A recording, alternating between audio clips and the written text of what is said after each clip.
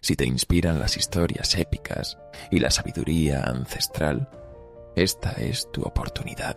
Bienvenido a la Biblia en historias, donde convertimos las narraciones bíblicas en experiencias inolvidables. Desde emocionantes viajes heroicos hasta milagros asombrosos y enseñanzas profundas, cada relato es una aventura que te cautivará. Descubre las historias que han transformado el curso de la historia. Suscríbete ahora y exploremos juntos estas fascinantes narrativas.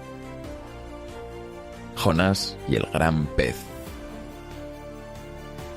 En un tiempo antiguo, Dios llamó a Jonás, un profeta de Israel, para que fuera a la gran ciudad de Nínive y proclamara su mensaje de arrepentimiento. Nínive, conocida por su maldad y corrupción, era un lugar donde la violencia y la injusticia reinaban. Sin embargo, Jonás, temeroso de la misión y del poder de Dios, decidió huir en dirección opuesta, embarcándose en un barco hacia Tarsis, lejos de la voluntad divina. Mientras el barco navegaba por el mar, una feroz tormenta se desató. Las olas rugían y el viento aullaba, amenazando con hundir la embarcación. Los marineros, aterrorizados, clamaban a sus dioses y lanzaban la carga por la borda para salvarse. En medio del caos, Jonás se encontraba en la parte baja del barco, dormido, ajeno a la calamidad que lo rodeaba. Los marineros, al descubrirlo, lo despertaron y le preguntaron quién era y por qué no oraba a su Dios. Jonás, reconociendo que la tormenta era consecuencia de su desobediencia, les dijo que lo arrojaran al mar. A pesar de su miedo, los marineros intentaron primero salvar el barco, pero la tormenta solo se intensificó. Finalmente, con corazones pesados, lo lanzaron al agua. En el instante en que Jonás cayó al mar, la tormenta se calmó, y los marineros, asombrados, ofrecieron sacrificios a Dios, reconociendo su poder. Sumergido en las profundidades del océano, Jonás fue tragado por un gran pez, un acto de salvación divina. En el vientre del pez, Jonás se dio cuenta de su error y clamó a Dios en oración, pidiendo perdón. Durante 3 días y 3 noches permaneció en la oscuridad, reflexionando sobre su desobediencia y la misericordia de Dios.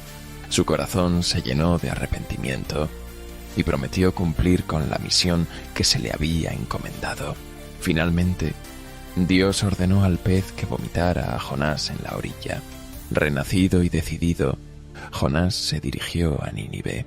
Al llegar, proclamó el mensaje de Dios. Dentro de 40 días, Nínive será destruida. Los habitantes, desde el rey hasta los más humildes, escucharon y se arrepintieron.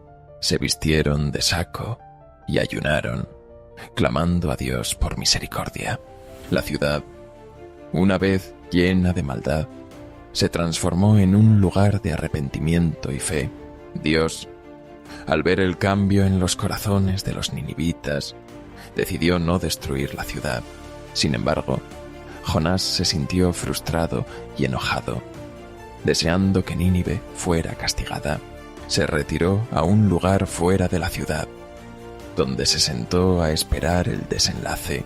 Allí, Dios le hizo una lección a través de una planta que creció rápidamente para darle sombra, pero que luego se marchitó.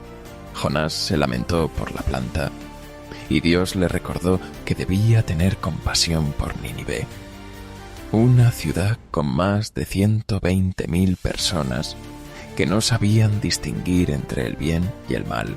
Así, la historia de Jonás y el gran pez se convirtió en un relato de desobediencia, arrepentimiento y la inmensa misericordia de Dios. Jonás aprendió que la compasión y el perdón son fundamentales y que la voluntad divina siempre prevalece. Su experiencia se convirtió en un símbolo de esperanza y redención, recordando a todos que nunca es tarde para volver a Dios.